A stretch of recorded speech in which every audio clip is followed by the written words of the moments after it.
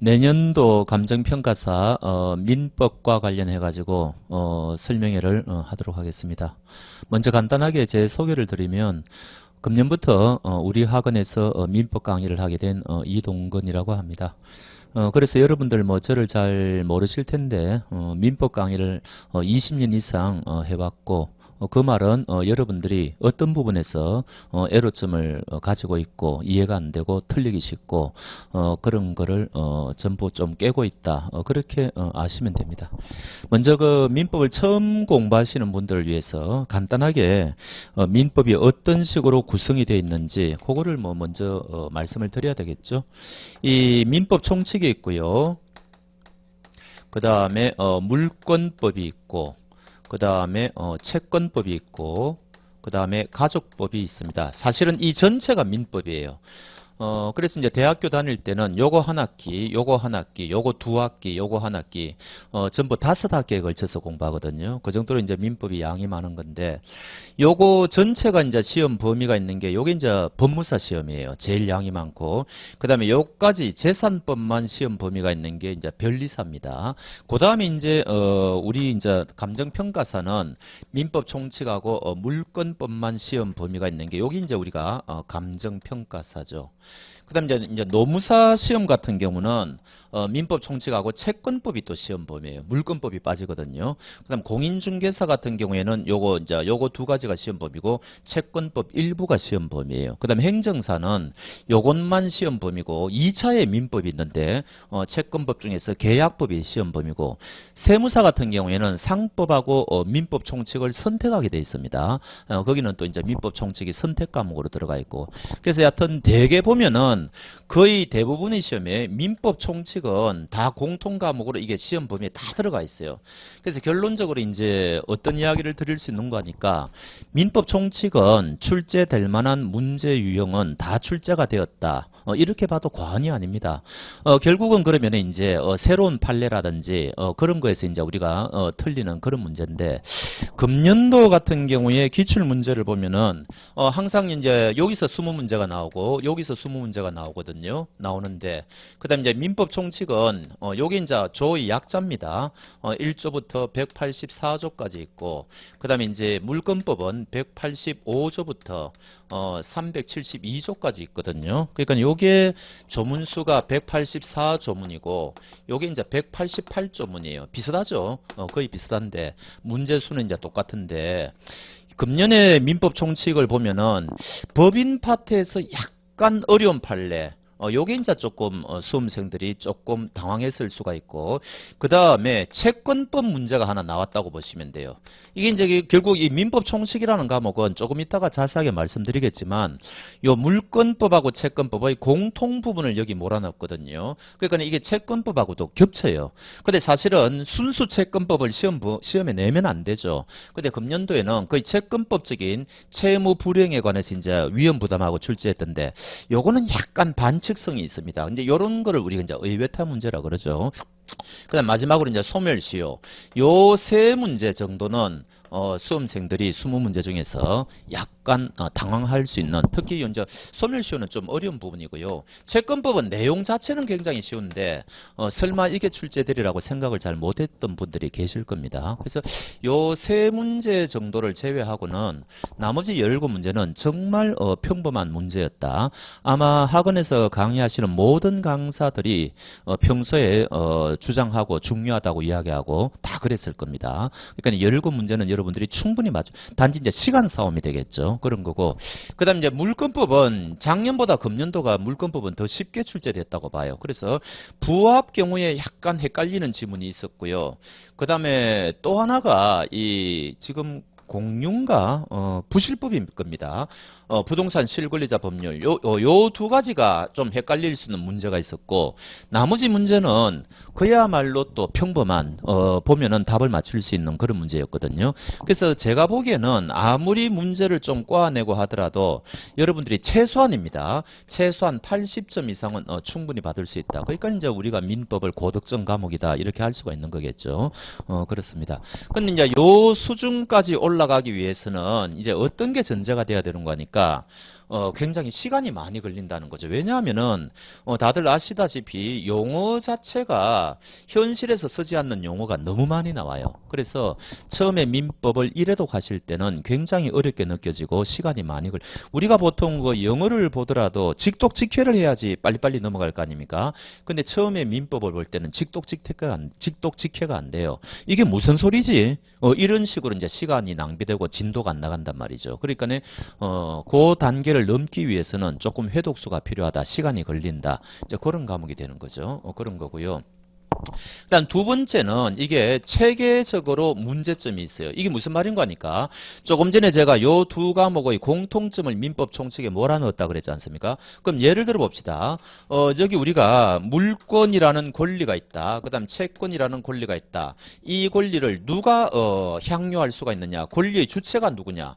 그러면 여기 물권법에도 규정을 두고 채권법에도 똑같은 규정을 두면은 이 규정이 똑같은 건데 조문수만 늘어나지 않습니까? 그래서 요거를 이 공통 부분을 민법 총칙에 몰아넣은 거예요. 요 공통 부분을. 그래서 민법 총칙은 3조부터 97조까지가 무엇에 관한 문제인 거니까 누가에 대한 문제예요. 누가 권리의 주체가 될 수가 있느냐. 이게 이제 사람하고 법인이거든요. 근데 조문이 이래 많다는 이야기죠. 그다음 두 번째는 우리가 여기서 이제 물권법이라는 것은 물권행위라는 법률행위를 하는 거거든요. 그 다음 요 채권법은 채권행위라는 법률행위를 하는 거거든요. 그럼 예를 들어 가지고 뭔가 아직 여러분들이 물권행위를 모르실 텐데 사기를 당했다고 칩시다. 그 다음 채권행위를 할 때도 역시 사기를 당했다고 칩시다. 그럼 사기를 당한 피해자는 어떤 구제책이 있어야 되느냐.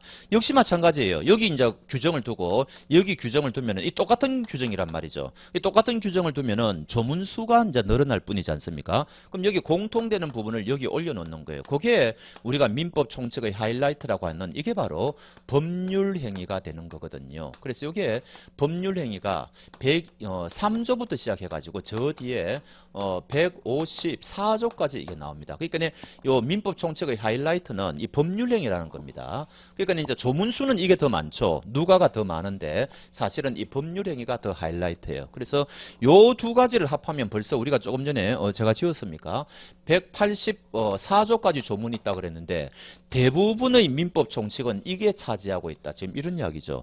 그러면은 생각을 해보십시오. 처음에 민법 총칙을 읽어 나가는데 여러분들은 물권법이 뭔지 채권법이 뭔지 전혀 모르는 상태에서 이거를 읽어 나가는데 첫 시간부터 보면은 뭐 물권법 채권법을 아는 것을 전제로 해가지고 용어가 나오고 이야기가 나오거든요. 그러니까 이게 막 힘드는 겁니다. 쉽게 말하면은 아직 구구단을 겨우 외우려고 하고 있는데 갑자기 인수분해 문제가 나온다. 그럼 얼마나 황당하겠어요. 이제 겨우 인수분해 문제를 풀 줄 아는데 갑자기 2차 방정식 문제가 나온다. 그럼 얼마나 황당하겠어요. 이런 체계가 민법 총칙이라는 거예요. 그래서 처음에 민법 총칙을 읽어 나갈 때는 막히게 되어 있습니다. 저도 예전에 공부할 때 선배들로부터 들은 이야기가 민법 총칙은 막히게 되어 있다. 그러나 1회독을 하는 게 중요하다. 그래야만 2회독 할 때부터는 시간이 배로 줄어들고 이제부터는 굉장히 이제 스피드 있게 달려갈 수 있다는 거죠. 그러니까 처음에 요 고비를 잘 넘겨셔야 돼요. 그래서 민법 총칙 처음 공부할 때는 굉장히 용어라든지 여러 가지 점에서 진도가 안 나가고 조금 막힌다. 그러나 나중에 요 단계를 극복하면은 2단계, 3단계, 2회독, 3회독 할 때부터는 이제는 굉장히 이렇구나. 특히 우리가 강의를 할 때는 필연적으로 케이스를 통한 강의를 할 수밖에 없거든요. 이해를 해야 뭐 외울 수가 있을 거 아닙니까? 그래서 평소에 이제 케이스를 여러분들이 생각하시면서 민법이 전반이 이렇게 돌아가구나. 이렇게 하면은 나중에 저절로 외워집니다. 이해를 통하면은. 물론 이제 특별한 것들은 외우셔야죠. 그런데 그런 식으로 해야 되니까. 그래서 이제 시간이 많이 걸릴 수밖에 없다. 이제 그런 이야기입니다. 그렇게 되면 이제 그다음부터는 이제 고득점이 되는 거예요. 특히 우리가 이제 항상 조문과 그다음에 이제 판례를 이야기하는 건데 조문 문제가 생각보다 많이 출제가 돼요. 조문 자체를 그대로 출제를 한다니까요. 이런 문제는 절대로 틀려서는 안 됩니다. 근데 문제는 조문수가 너무 많잖아요, 지금. 이 조문 이 뭡니까? 조문 184조문하고 아까 188조문 합하면은 우리가 지금 372조문을 공부해야 되는데 이거를 일일이 외우는 게 보통 문제가 아니죠. 그래서 평소에 굉장히 숙달을 해야 됩니다. 반복을 하셔야 돼요. 그거 이외에는 방법이 없습니다. 아주 사소한 조문이라도 출제를 해요. 그러니까 사소한 조문이라도 그냥 대충 넘어가면 안 된다는. 물론 조문 중에도 중요한 조문이 있고 상대적으로 덜 중요한 조문이 있는데 객관식 강의라는 것은 상대적으로 덜 중요한 그 조문도 출제를 하거든요. 그러니까 우리가 대체적인 중요한 조문은 저절로 외워지는데 상대적으로 중요하지 않은 조문도 결국 막판에는 외워야 된다. 이제 그런 결론이 이르고요. 판례는 생각을 해보십시오. 1년에 쏟아져 나오는 판례가 얼마나 많겠습니까? 근데 특히 물권법은 특히 판례가 중요해요. 근데 굉장히 판례가 많고 어려운 판례가 많은데 대개 학원 강사들이 이야기하는 정도의 판례만 공부하면은 여러분들이 거의 다 맞출 수가 있어요. 그러니까 조금 어려운 판례도 출제가 되기는 되는데 대개는 그 교수님들의 책 있죠. 거기서 강조하는 판례라든지 그런 것들을 학원 강사들이 취합해가지고 여러분들한테 강의하는 거기 때문에 어지간한 판례는 출제가 된다고 보시면 되고, 그거 말고 기퉁에 있는 판례 있죠. 그런 것들까지 볼 필요는 없습니다. 그런 것들은 차라리 의외타 문제가 나오면은 차라리 한 문제 정도 틀리는 게 낫습니다. 그리고 또 틀리지도 않아요. 예를 들면은 오지선다형이 있는데 1번, 2번 판례는 정말 이상한 판례를 출제자가 냈다. 근데 3번 판례는 이거 굉장히 중요한 판례인데 100%인데 요거는 내가 확실하게 아는 판례다. 그러면은 3번을 정답으로 할 수 있는 경우도 많습니다. 그러니까 여러분들이 객관식 문제를 많이 이때까지 접해 보셨잖아요. 1, 2번을 모르더라도 얼마든지 답을 맞출 수 있는 그런 구조의 문제도 있거든요. 그러니까 뭐 저를 비롯해서 저 아니고도 다른 학원 강사들이 강조하는 판례 그런 것들 위주로 공부하시면 틀림없다. 이렇게 강조드립니다. 마지막으로 그럼 이제 공부를 어떻게 해야 되느냐, 이게 관건인데 제 같은 경우에는 이제 노무사 강의도 단연간 했거든요. 그런데 제가 그 수강생들한테 제일 호평을 받은 게 조문집입니다. 이거를 다른 강사들은 이거를 활용을 안 하던데 저는 이거 조문집이 굉장히 중요하다고 보거든요. 이 조문이 물론 이 기본서에 다 들어가 있어요. 이 기본서 안에 보면은 뭐 1조 해가지고 박스형 처리해가지고 조문을 부각시켜 놓았는데 요 조문집은 뭔가 하니까 별도로 그 편집을 해가지고 이런 겁니다. 1조부터 해가지고 쭉 나올 거 아닙니까? 그러면은 3조와 관련해가지고 조문이 쫙 나오면 요거 자체가 이제 시험 범위라는 이야기고 출제 가능하고, 요 밑에 이제 저는 어떤 식으로 하는 거니까 이때까지 감정평가사에서 나온 10년치 기출문제를 거기다가 다 넣어 놓았다는 거죠. 이 조문집에. 그래서 3조 밑에는 만약에 2020년도에 3조와 관련된 기출문제가 있으면 요거를 해놓고 OX 문제로 이제 처리해가지고 만약에 이게 틀렸다면 왜 틀렸는지 이런 식으로 이 3조와 관련해가 이제 문제가 몇 문제 있겠죠. 그다음 또 4조와 관련해가지고 똑같은 식으로. 그다음 어떤 거는 보면은 아예 그 조문과 관련해가지고 한 문제도 출제가 안 된 경우도 있을 것이고, 그거는 정말 중요하지 않은 조문이죠. 어떤 경우는 그 조문에는 굉장히 빽빽하게 매년 출제되다시피 하는 그런 조문도 있고 그런 거거든요. 그다음에 또 반복해서 출제되는 문제도 굉장히 많겠죠. 3조 보니까 어떤 문제는 한 10년 중에서 5년 동안 출제된 것도 있더라는 거죠. 그런 식으로 기출 빈도가 높은 것은 또 거기에 표시해가지고 여러분들한테 특별히 더 중요하다는 것을 또 말씀드리고 그래서 저는 제가 지금 기본 강의는 끝났는데 기본 강의할 때는 제가 조문집을 활용을 못했어요. 왜냐하면은 아직 조문집이 완성이 안 됐거든요. 근데 이제 조만간 완성이 되면은 다음에 8월 달부터 핵심 정리 강의부터는 조문집을 활용할 겁니다. 그러면은 저는 자신하는데 제가 이미 노무사 강의를 할 때 이게 워낙 이제 수강생들로부터 호평을 받았기 때문에 이게 정리하는데 막판 정리하는 데나 이해하는데 굉장히 도움이 된다. 요거는 이제 저만의 방식이죠. 저만의 방식이고, 하여튼 저는 왜 다른 분들이 이 조문집을 만들지 않을까 좀 의문이 들 정도로 이게 굉장히 공부하는 데 도움이 많이 된다. 그거를 계속 강조를 드리겠습니다. 그래서 하여튼 문제 수준 자체는 우리 감정평가사 문제가 어렵지 않습니다. 예측 가능한 문제가 굉장히 많아요.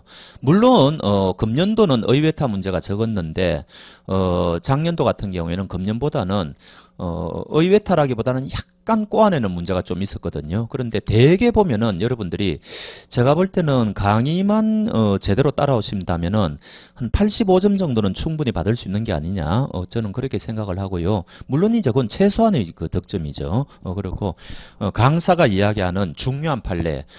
이거는 이런 식으로 강의하는 거죠. 이거는 별표 5개입니다. 이거 무조건 하셔야 됩니다.